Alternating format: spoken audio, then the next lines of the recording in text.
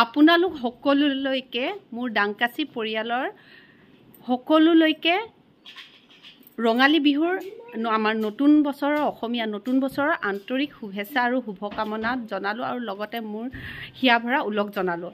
আপোনালোক সকলোৱে আমাৰ পৰিয়ালৰ সকলোকে আশীৰ্বাদ কৰিব যাতে এই নতুন বছৰটো ভালে যায় আৰু আমিও আশা কৰিছোঁ যে আপোনালোকৰ এই নতুন বছৰটো আপোনালোকে ভবামতে সুখৰ হওক সুখময় হওক সমৃদ্ধি হওক আৰু হাঁহি ফূৰ্তিৰে জীৱনটো ভৰি পৰক তাৰ কামনা কৰিছোঁ।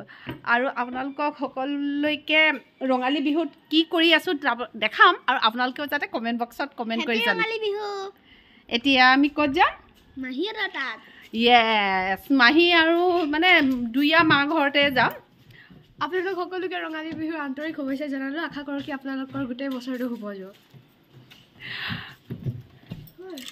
ভাস্কৰ, হেপী বিহু। আমি সকলোৱে এতিয়া শিৱসাগৰ যাবলৈ ওলাই আছোঁ। কালি গৰু বিহুৰ দিনাখন যাব নোৱাৰিলোঁ, চ' আমি আজিয়ে যাওঁ। এতিয়া ওলাই গৈছোঁ আৰু